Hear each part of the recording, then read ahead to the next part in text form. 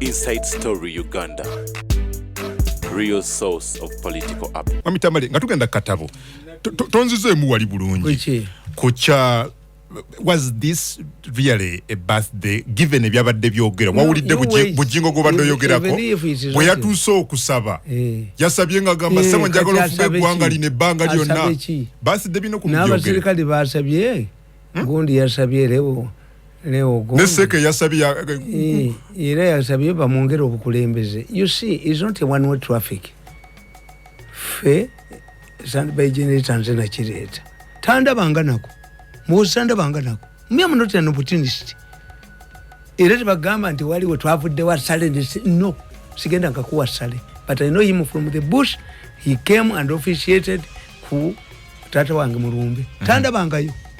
Kutesa na Rwana muhoze embaga ya muhoze nga bamusensalinga efe tanda banga kuwe in 9 years temuzanyisa mu nito bolu yingo neregamu nakana akavubuka akabadde kangegenye kaze habaido nakulebe ne Dr. Tamale ne kagamba gwe unze kyenkuvunana ko echi bali bakaguze kuleta buwalaji kuleta ki ono gondi teyaze ani are you portraying me in my real gwe kola sentezo onumi abantu banji bakuba kagundi kambwe kati nibagenda ku social media nibafuna sente wali wakubimbu bampadde obutwa tinagenze ne chapati nde sali de mere mu state house mwageze ne ka chapati mu court nagenze ne chapati mu nsawo I did not eat food why what did they television kati if they speculate onagamye mu katambi nti ebyobutwa je ebiri kakati nsempa kamba aba mwalonchize campaigns officially gwe nawe launching eyo launch. But is it what you did? Anti nkugambye nti ffe bwe tuba tukuwana abakazi musajja omwenzi amugamba nti wayi ewammwe eri omukazi anyeri oyinayo muto waakufaanana lwaki muto wange lwaki siriwo kakati gwe kitegeere kiri tekisabwa kiri tewali akikubabwa ba mugenda process by process noona avuddeyo lwaboogo but the pop that group eya lwaboogo ega yeba jidduseeko bana abaana badduse you explain to me why Tumwebaze had to spend the holiday there. You explain to me mwenda ayogedde ebyo ate njaba kubeera n'obutambi obulala obubi babadde tebamwagala kati baategedde ekintu wekikola ki wekigwira bowe batusingira tinze mumye gundi afende mukozi 10% nikitawe 10% nino kufukamirira omuke yanjoga ate nze n'okufukamira eyalemesa oggula obutabo bwange gundi zange nesunda t-shirt buli kimu kyonna ekyange nanjavuwaza nangoba ne ku mulimu nti napumye nazala ekyo tekiribeerawo oyo Mirundi tamuzaalangako nja kubebe I can even cross to Esige mama munjoga I can cross to Esige emisana tu iya tonoonyeyo ki nga wagenze de wa stand by generator bwe baba batujoga tiyerwa abwoga alowooza nti one time he'll humiliate me in 9 years Museveni tabadde ku 10 nemmange kubakulwa Museveni tamujjanjaba kanfune obaka 075 sindikirako message 0 kaka na Mami Tamale bajamuchanga banchawachi 0 do I benefit anything abantu okwagala mfuna mubi you tell me is you cannot have rule yourself your mouth on a referendum on a opinion poll. No, I've survived for many years. Banu bakwagwa na udde musimanyi majambere kiringa ekiriya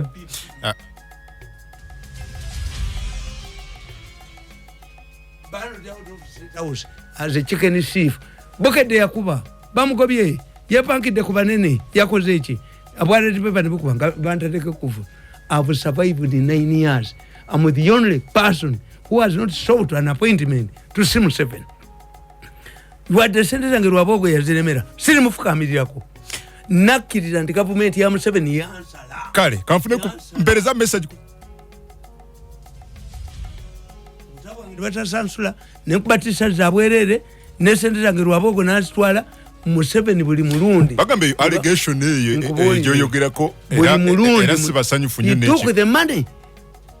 Buli sakubatisatira, sakuba bufana, sakuba. Alo nti yinzo kubango nenya mukyama. Kinkwatira ko who Museveni bali mu basenta asasula.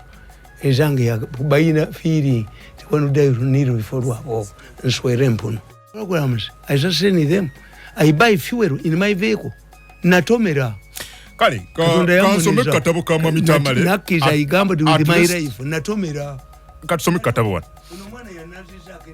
jeno kainderu gaba anazizake nako ne family yange ganti yakwadde ku sente mugali simumanyi era bageni kubuze wafunye ku kasente sina nakamu inchi sokoke ekyo zisifa tewali anti singa twagenze wasale ate yo siriri nyayo ebyo ebya sente ebyo kujoga abantu ti sente butukujoga koma udongo lingimani lwabo gwe twala sente za kale kansome wano akatabo kano bakayita The Lion and the Masai Warrior kansome katabo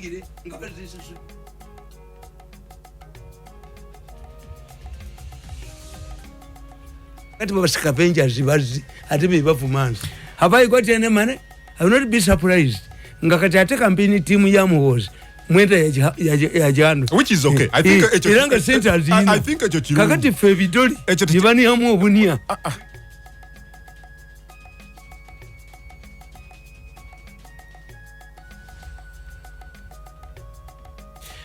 okay kansome wano katabo kagamba The Lion and Masai Warrior the casualties of the succession atandikire kagamba how Ugenya story relates to the prevailing situations in Uganda. Ampuliza katabo kano ketwasoma luli kali kwogera ko akalimu akabanyumire nnyo akalimu ebigambo nga lwembaawo akalimu musanje n'ebirala kati lero njagala tutandikire wana wagamba how Ugenya story relates to the prevailing situations in Uganda. Ulidza Mami Tamale kasoma katabo. Okay. The Ugenya scenario and bobo yogira mzindala abantu batuulira. Okay. The Ugenya scenario applies to the situation in which people like Colonel Kizza Besigye, Bidandi Sali, Professor Gilbert Bukenya, Amama Mbabazi, and Lieutenant General Henry Tumukunde tried to succeed Museveni. At that time, Museveni was very popular, and his popularity ratings were high among the population, depending on the following factors. 1. As I state in my book titled Museveni's Succession Will Be Bloody, in 1986, Museveni found Uganda yearning for peace. The UNLF, which took power from the 9-year barbaric rule of Idi Amin, failed to heal the country. UNLF was rocked by internal wrangles that led to the removal of a popular president, Yusuf Chirunda Lule, and Godfrey Binaisa. The honeymoon with the Tanzanian troops was short-lived before the soldiers started stealing from the population and at times engaged in rapes and murders. The 1980 elections did not provide an answer, as Museveni used the advantage of its massive and glaring rigging to launch the 5-year Bush War. This is where the Ugenya example relates to the situation. After the liberation of Ugenya from Obuto, King Musanje was captured by the group of shrewd young men led by his in-law, Lwembaawo, who isolated Musanje from both the population and his former allies. From 1986 to 1996, Museveni, like a king, Musanje ruled the Ugenya kingdom very well and the people enjoyed their liberties. However, as the country adopted electoral democracy, notorious groups, including Lwembaawo's team, started to raise their ugly heads. This was the fellowship comprising of groups of greedy capitalists. Unlike all mafia outfits, these individuals have been undermining Museveni's popular programs in order to amass wealth. These groups reached a time when they almost isolated Museveni completely from the population. Using their mafia-controlled media, they have managed to heap everything to Museveni and cover their footmarks. To many Ugandans, it is Museveni who has failed progress and not the mafias who have been sabotaging his programs. This explains why one of the mafias is seen as a liberator and a savior. Museveni lacks a Mukenzi to give him the proper picture of the prevailing situation because the media is controlled by the mafia fellowship. I always compare this situation to a fleeing thief who raises the alarm to dupe the population that he is the one chasing a thief when actually he is the thief. Another factor is that Museveni benefited from the transition. For example, when he took power in 1986, he was subjected to an election based on universal suffrage until 1996, after the promulgation of the new constitution. 3. All Museveni's would-be challengers had discredited themselves by joining the short-lived Tito Okello government, and this is why he was able to form a government of national unity with leaders of both political parties and fighting groups. After the first 4 years, the NRM gave itself another 5 years in order to make a constitution. It was only Waswa Ziri who protested and left parliament. Isolated and lonely, he cracked a joke and laughed alone. Ziri ate his humble pie and returned to National Resistance Commission, NRC, calling off the boycott. Therefore, Museveni enjoyed the first 9 years as a leader of the interim government.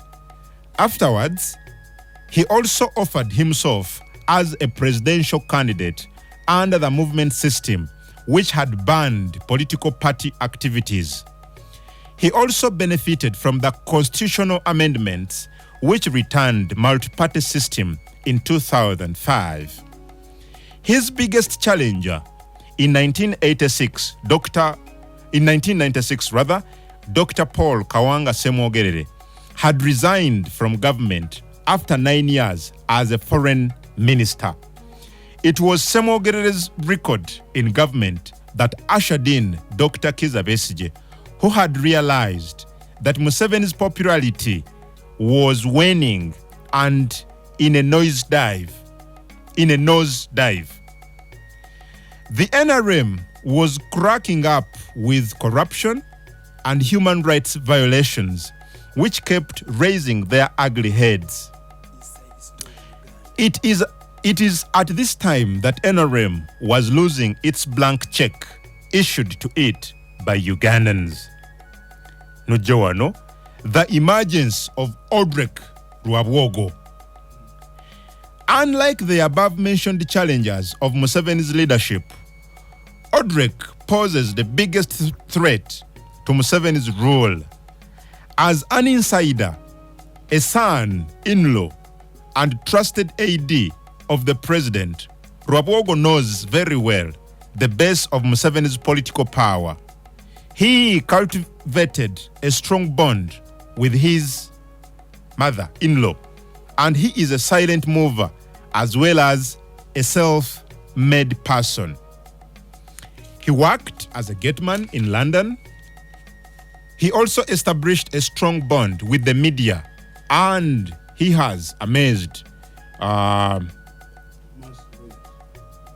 taking advantage of government policies. He uses the media to protect his interests and to target or isolate his rivals.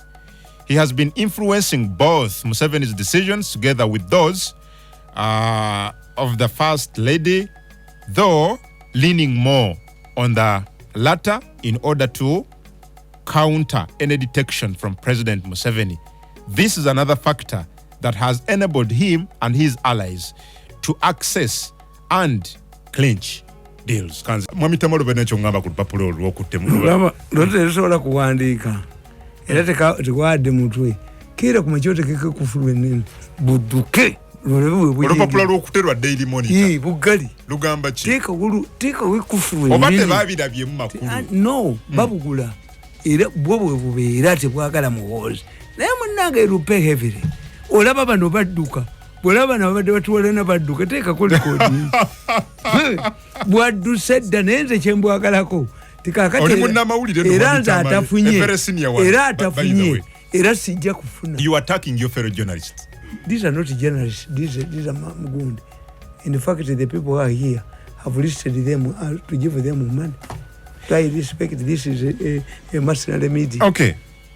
Tugende today wali kasoma katabu tugende abankubira kusimu yange nambe ze nkusomera zange za mungalo bwe mbagambe kuteeka ko message teeka ko butest tokubako 075 tokubako mama wo akutumidde Ruth Nakanwaji agambye ko ali akugoberera webale kutest yali eyo ne kati mukulembeze akutumidde yangamba nga musabire ku bululu kansala kansala Ruth Face Nakanwaji jambo amanyi naze Ruth Face Nakanwaji okubanga ogoberera okay onagambye okay tugere maso nakatabo wano tukomye okay being the last challenger to come ndi Lwabogo simwangu era tati ambolo nabaga ndi Lwabogo Masai woli yatati ampologoma soma being the last challenger to come bino biri mukatabo kamwa Tamale the lion and the Masai warrior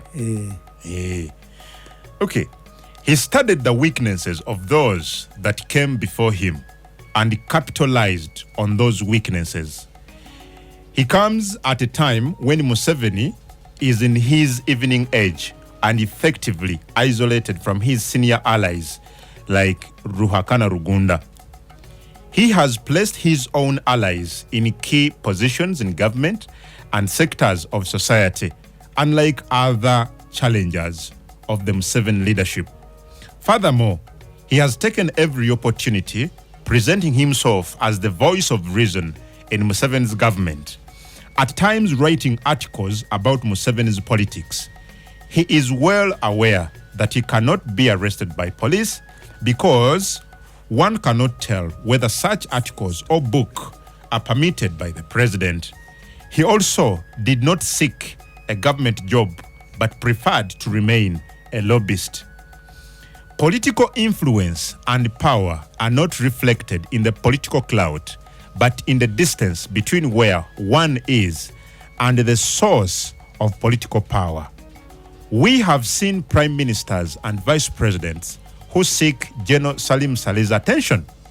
Those who want ministerial positions have sought assistance from Lwabogo and General Saleh. The government is always formed by these people. Likewise, business deals depend on the same. It should be noted that even the agreement between Museveni and Amama Mbabazi was initiated by Lwabogo himself. However, what Mbabazi did not know was that Lwabogo was offloading him from the role carrying future leaders. Mbabazi never knew that he was signing his retirement package. Unlike in the past, when Museveni could use Mbabazi to put his quarreling family members to order, Mbabazi is a spent force today. I do not blame him for his predicament because he needed such a package to protect his future interests and siblings. Otherwise, as I state in this book, Mbabazi had no future in opposition politics. His dismal performance in the 2016 presidential elections had unmasked him.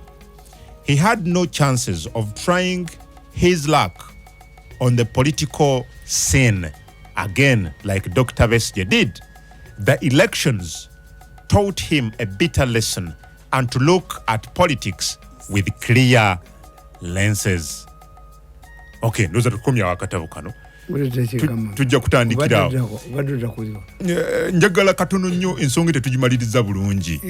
Gye tubaddeko okujja kwa Paul Kagame wano. Anti nkugambye nja kukubira kali. Kwata katabo ke kirambira rakwa. Nti Afende Muhoozi, who is not a senior diplomat in foreign affairs, went and solved the impasse. Era yagambye Afende Muhoozi nga mulaba nti my uncle is a honest man. When you want to deal with him, you must be honest. Yes. Obweyogera the President Kagame, olina okuba ng'oli honest. Obuzanya bumanyi kuba yakulira wano. Nabagamba President yatuga nti Muhoozi ne Kagame balina history. They have a history together. Yandi nkugambe. Yatuga nti Muhoozi yali yomu kuba kadogo. Nego ekimanyi. At one time we are going to a press conference and I saw Afende Muhoozi, a young man, in a green Mercedes Benz with a gun. So I raised the issue with the president. People are saying, I've seen your son with a gun. People are saying that you're grooming him like a Kumweru son. He's grooming his son. Seven said, I've seen who? And Muhoozi. With what? With a gun. Where? He State House. Oh, Muhoozi. This Muhoozi of mine is a local defense man at Kasenyi. Wa LDU. Museveni musajja mugezi. Museveni. Era mukatabo kankugamba nti empologome ejja kuba Masai Warrior. Nkubuulira. Nze mpandika ebintu byonna ebibeerayo. Nabaga nti lwaba okutajja kuvaamu. Okay, kino kye twalabye kitegeeza ki? Because kitegeeza gwajjeemu ki? Abasajja bwe bakyala abantu balina we basonga. Basongewo nabwe leeta owuwo. Omanyi Museveni yabakola ekintu kye mutategeera. Museveni has 5 years ahead. Tekyawera ena. The factors that will determine this election teziriwo. Politics ezenyibwa mu future. Yes, for us. Kati mu Europe, courses ng'ebitabo byengula futuristic studies ensi eribeera etya. I can predict it. So what do you predict? One, nsokera ku kino.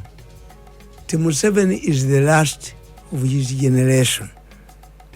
Alabye Mubarak w'amaanyi nnyo. N'alaba Kamuzibanda. N'alaba Mugabe. N'alaba Mandela ng'immediate after ng'avudde mu gundi mukazi wa Anoba. N'alaba Gaddafi. Naliko omukolo gumu nga Gaddafi azze ne ŋŋenda Entebbe nga waliwo Awudi nejjayo omudumu gw'emmundu bwe guti nga tanka. N'endaba ku kisaawe Museveni yava ku airport okwaniriza Gaddafi emirundi 3 nga Gaddafi ennyonyi 3 zirandinze 3 ziri mu bbanka 3 ne zirandinga 3 ziri mu bbanka. N'alaba enfa ya Gaddafi. Nabagamba nti nali wafujja ku ssomero naye njagala omukyalo oyo baŋŋambye ekyali mbw ate akyali mukazi mulungi ennyo naye saagala biri njagala mulabako bulabimu muwe kasente. Dda mutuulire my teacher oliko ebbaluwa gye wawandiika eri. Nze nali wafujja ku ssomero. Oyagala bakubuulire oba akyali? Baŋŋambye gyali. Oba oyagala kiri kye wawandiika ku kisa? Nti era akyali mukyala mulungi nnyo. Kukisa mu nkola. Njagala kulaba ku teacher wange. Bwe wawanira mu bbaluwa. Kati bagamba nze nali wafujjo naye nze nasembangayo ku kibooko. Lwaki? Omusomesa abaana basookako 10 be bawulira embooko omukono guba gukooye. Abaana 45 gwe beera the last one. Ne bano bajja n'obusungu. Kakati president has seen visions. The president is in a selfish situation. Why do I call it selfish? Museveni is going to retire. That's not negotiated. When? But he must leave an orderly retirement. What are the guidelines of a successor in this situation? International community uses the current leaders to shape the future leaders. This is why kati ensi tuzifuga babiri nti kandiho bamujje Sudan tasobola kufuna musaala gwe mu banka kuba inaki twavu ban. So duli twasomanga international law nga tukugamba domestic law prevails over international law. Today international law prevails over domestic law. Nti abatadde bali America oluteeka kwani bane nono gundi sentence bazikutte Putin. It is a global village and the chairman of that village is the president of the United States. Kakati, what does it mean? The president under this situation must hand over power to somebody he trusts. Not an efficient one, not one who will develop this country, he's in a selfish mood. Nababuzanga, why do we allow Musisi to chase away people about never to go back? What are we going to benefit by living a green city to Besiji? Why? Kuba Kampala ino mutegeera. Kampala is a village, it's not a capital city. If you want to create a capital city, create Abuja.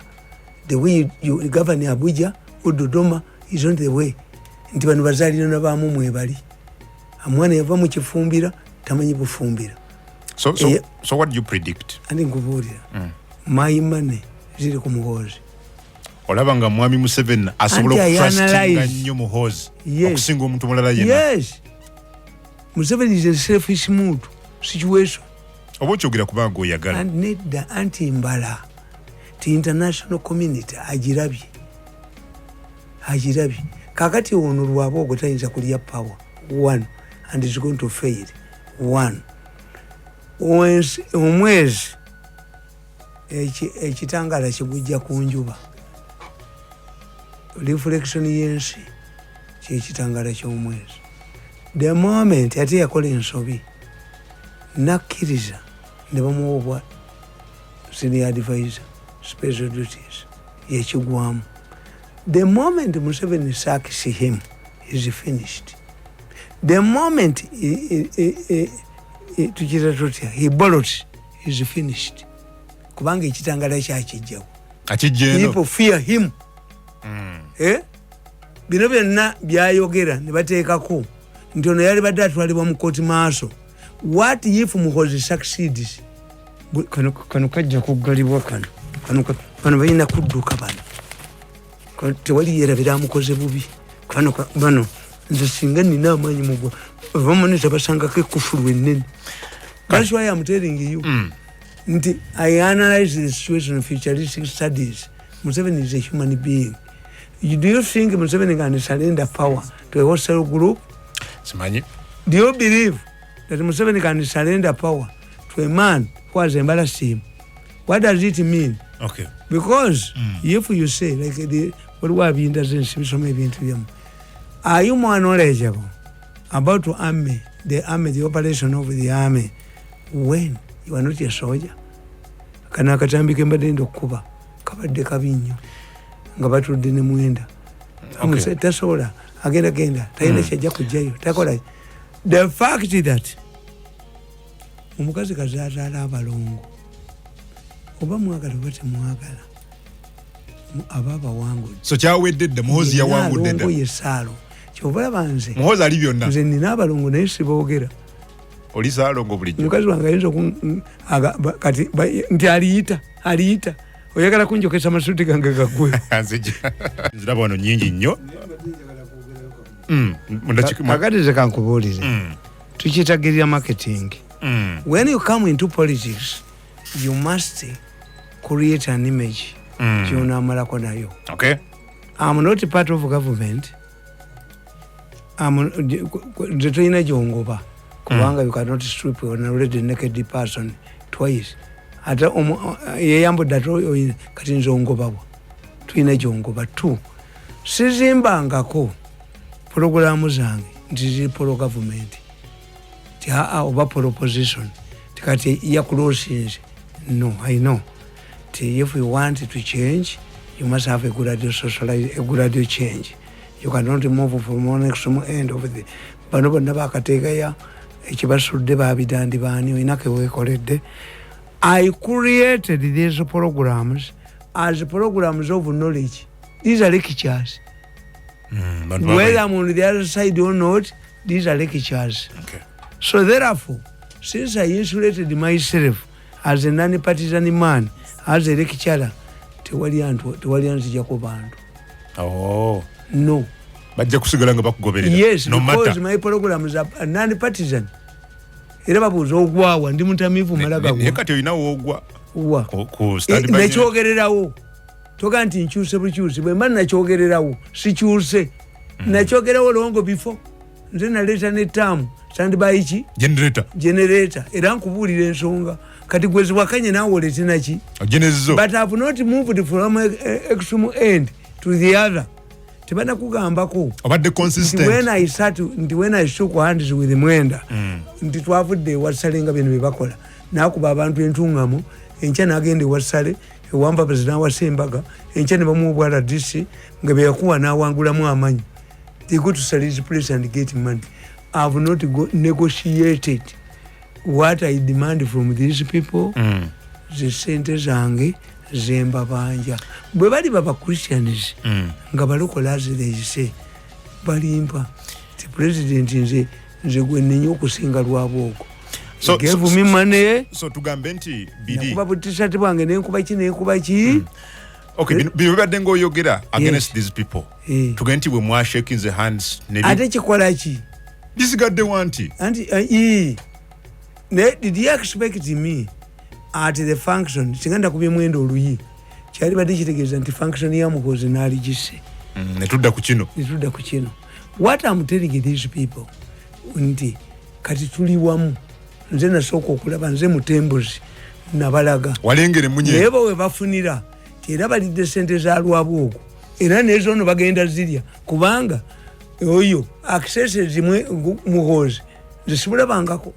Nirwa kitakunoonya ng'omukolera gwali ku mikutu gya radio ne TV. Andize nkubulira nti muhozi musajja mugezi nnyo yategeera nti I have a battle with his brother-in-law.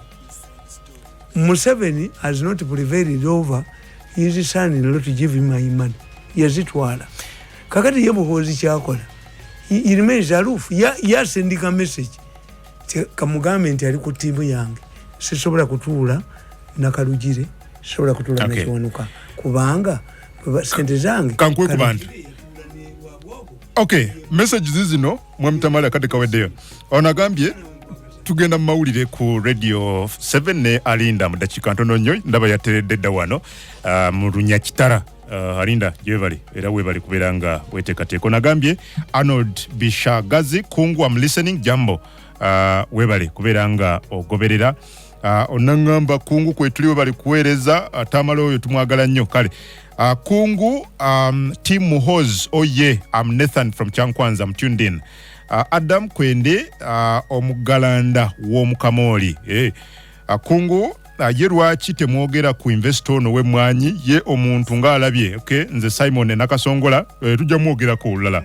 Adam Kungu, thanks for the show. I'm Brown from Masindi, but this is the peace NRM has brought when people are being is this the peace when people are being raped, tortured and killed here in Uganda? Ambassador Wabachiga Kwendi ndi ngoberera. Kungu katono nnyo mami Tamale. Lindako. Tamale, welcome back from the Geno's birthday party. But now, did you forgive those people who chased you from State House? I'm Thomas from Wakiso. Onagambye. Sunye bakoze nziro abogo gwenjagala abonyabonyeza nnyo family. James Bulisa, Tamale is too radical. When is President Museveni going to retire? Amkagwa Livingstone from Noya, we appreciate your program and may God bless Tamale Mirundi. Kungu mbuza mwami Tamale dala Ostino Kamya ne Musazi abasawo ake kungudo kemwanyi. Okay, message sijitegede bulungi. Beba kola obujagalalo obwa namba 8 namba 9 kati abuuza nti ebibi balwanya webiri. No, you see mwekibeera biza etteeka liyita mu parliament. Minister wa trade one webali bekwese. Why doesn't parliament say this mwaliteesaako? Did you discuss this? Ekitegeeza Museveni wagwiridde nti who is the next co-president, who is doing all of this?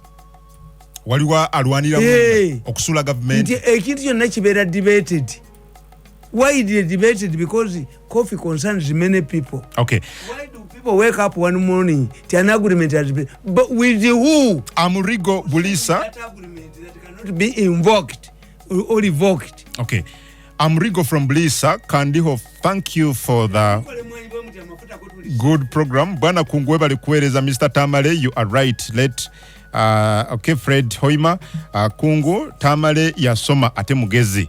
Akabs Bulisa, Irene Nyambindo Masindi live on with Tamale Mirundi, that wise man, big up. Okay, onagamba Adam nze otafire Emma ne Moses Kahwa moti kwetuli tumbudde mu Hoima City. John Bosco Mutungo zone 3 kasoke kwebaza abonna abali ku birthday Muhozi project mwebali nnyo. Onagamba Cameroon inichiterera bugadde Mayuge district. My question is, why is Muhozi being popularized so much? What is the agenda? Onagambye obale kueleza Fahad Madala Chimengo Tamale wabulanze asanyuse neera nkubidde ne mama wange nateeka ku radio 4 awulire mwami Tamale uganye nawe uwumulezi Adam webale kueleza Julius ebuyale ndumbudde yes. Livingstone Wataho living agambye thanks for the program Mr. Kungu, this is okay. Webale honorable onagamba hello Kungu, thanks for the show. With that intelligent man, God bless him. I am Solomon Abigs from Kijura Masindi. Hi Kungu, Omkunavo seems to be having strong juju. What is his contact with witchcraft so that I visit him since in Uganda witches first and then churches? Bino byange bya family. Okay. Waliwo TV enkubidde simu. Nimbaga nze ndi mu kanisa abaddeko yabagambi. Ndi mukubire mu dakiika 10 tujjanjaba mulwadde tubadde tujjanjaba mulwadde abadde mu kanisa yo nga mulimu mulwadde n'abaana bibatwala emisiiro watuga kanisa eri waka mu makaago eri wange era mwe muli ebyuma ebibakwata. Adam Kungu mwami Tamale Lwaki bulijjo tatugamba nti ajja ddi okwesimbawo lw'ensonga 7 ya mugoba. Okay. Bibyo kwesimbawo nkubooli. Ne watugamba wano mwami Tamale nti ogenda kwesimba ewammwe. Yes. Wagamba waliyo matamabuku. What is remaining in my matamabuku yavaayo. Nkubooli. What is remaining now kyensobola okukola bubaka bwa parliament? I cannot be a minister. Nti atali ambizi. Ngende mu government. Ndifetinga ababbi embizi. Ngolere ku collective go nange nkifiiremu ng'abakiridde mu balala. Mugamba buuzi, why do you believe that ministers don't come up to explain the coffee deal and other scandals? Abazirya balala. Webale Senior Bakali alina nkuwadde agambye ku wali atumbudde webale onagamba Ugandans are watching Mr. Tamale Mirundi, no wonder money beats where hardships are. Speaker Nyantonzi Masindi. Adam Kungu, I'm also following Shibale Moses from Chiriandongo Bududa Resettlement. Bwana Kungu, thanks for the show. I'm Dean Sultan Ali from Bulaga Wakiso Jambo. Tamale's reconciliation with Mwenda and Kajij shocked me so much, yet he had a grudge on them. Onagamba Kungu, KCCA obutabo. KCCA onakubuza KCCA obutabo yabuza. Yes, Stuart. Kungu, those ones are going to die. I need a younger man. They are going to die. I need a young man like Muhozi, and we are missing him. 2026, Ronald Balamu, Katumba, Pakanyi, great for me, Omwami Balamba Rugahare. Mukuru Kungu, Nkulamusiza, nze. Ya ukureini, Gwenani nani? Nabatali ba NATO. Gwenani nani? Banu bayina kuzemba wangu de. bano nabawangudde. Tumwebaze was the first one to arrive. So muli ku side yemu. Tumwebaze yabadde. So musobola okutula meeting ne muteesa ku nsonga eno eya Muhoozi. Singa basasula sente zange. Bulira bw'otuula wano. Lwabo. Kajiji n'atuula wano. Kalugire. Tamale n'atuula. Kinagaana okutuulira nabo. Kalugire namulaba obuuma byange nga kanti otemuwa ssente ye omugagga muzibu tamukiri. Yes. Gwe mwami Tamale z'okutuula wano. Tumwebaze wano ne mwenda wano ne muteesa ku bya stand by generator. Kankubulire fe mu Baganda omusajja bw'afa tebamwambaza nkatto.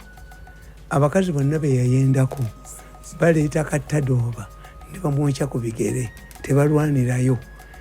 Bannaye mwisendekaawo. Bannaye mwisendekaawo. Okimanya ekyo? Kalicha y'Abaganda. Buli mukazi gwe wayendako akyali omulamu. Bakwata kattadooba abakazi tebava miranamiro okwokya ku bigere by'ebisinziiro oleme kkomawo. Do they quarrel there? Does anybody slap another? The cause of the problem is there. Now, tetwagala katusindika motoka. Nze kyembagamba. Mwenda yakusse ku batu. Yangambye nti am older than you. Yakusse bwa. Yagambye nti am older than you. I'm 100 years. Nakusika ng'omwana omuto. No, birala joking. Twadde tugira joking. Wana lweso walabye ngendayo. But what I'm telling these people, now, waliwo akagundi aka cooperative bank balina akafaananyi k'embuzi. Lasooka ne Jessica. Nilira why don't we cooperate? Nze lwabwoko until he pays me my money. Okulowooza nti nakuba t-shirt za bwereere. Nolowooza kati omanyi kyenkoze nkutteko obutabo 10 ne mbutwala kwenale mu secretariat. Ne ngamba omwanika musanzeemu ti obutabo bwange buno buli lwenkeera obulaba nkaaba naye mbuleese mubagabire bwereere kuba nakuba obutabo emitwalo 2.